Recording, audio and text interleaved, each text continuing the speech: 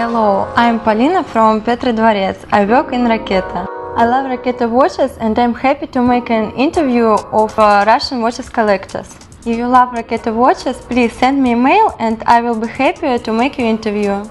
Our guest today, Mark Gordon, is the world's largest collector of Russian watches. Mark Gordon, you're the most famous Russian watch collector. Tell me more. Yes, I'm Mark Gordon, and I am a collector of Soviet watches. I am living in Singapore right now.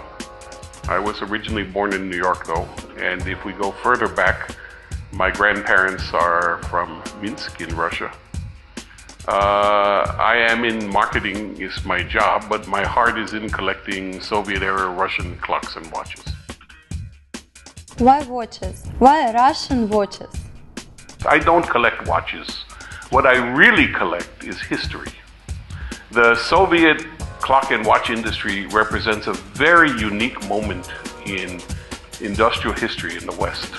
It is the only time an entire industry was started from scratch in a socialist environment to become one of the largest industries of its kind in the world. In 1917, when Lenin began his experiment with socialism, there was no clock and watch industry in Russia to speak of. A few workshops to make watches for rich people and the Tsar.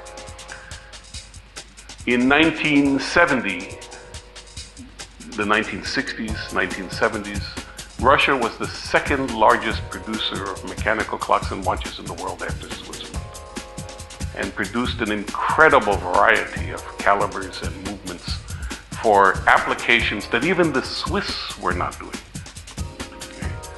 They were putting into mass production features that were only present at the time on the most expensive Swiss watches. So what I am collecting and trying to document is this incredible industrial history that happened only one time in European Western history. Mark, please tell me more about your collection. I began collecting actually by accident. Back in 1999, I was browsing around eBay, bored, one rainy afternoon, and I found a watch that was advertised as a Russian watch, and it actually was a SS-20 titanium watch. I now know it was a 3133 caliber chronograph. And I said, I didn't know the Russians made watches, right? So I bought it out of curiosity. Mark, why are Russian watches more interesting than Swiss watches? I have many friends in the Swiss industry, some at very exclusive watch companies. I won't mention the names. And they have come and examined the pieces in my collection. Some have come over and over again to examine the calibers in my collection. And they are just astounded by the technologies that were employed in Soviet times for the mass production of watches. They tell me that even in Switzerland, that some of these technologies never were used, never mass produced, only used on the most exclusive watches. And here we see in the Soviet times the democratization of these expensive and exclusive technologies involving the hairspring, right? Technologies involving the bearings and the shock-resistant mechanisms that are used to protect the jewels. The Soviet watch industry had much to teach the Swiss about producing watches and doing it efficiently and doing it at the highest quality. And this comes to me not from my opinion, but from the people in Switzerland who I know.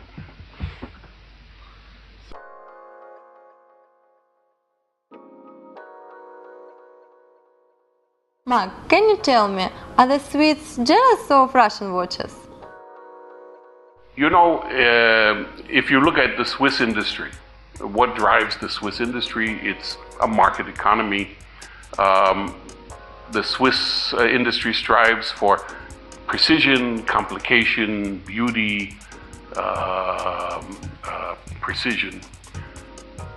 these were not the things that drove the Soviets. The Soviet Union being a socialist economy was interested in reliability, was interested in utility, was interested in repairability, right? Completely different set of goals in the engineering and design of the watches and the production of the watches. And so the Soviet industry is very unique and very different than the Swiss industry.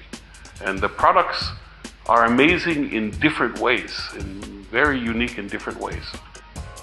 I love Raketa watches. Mark, what about you?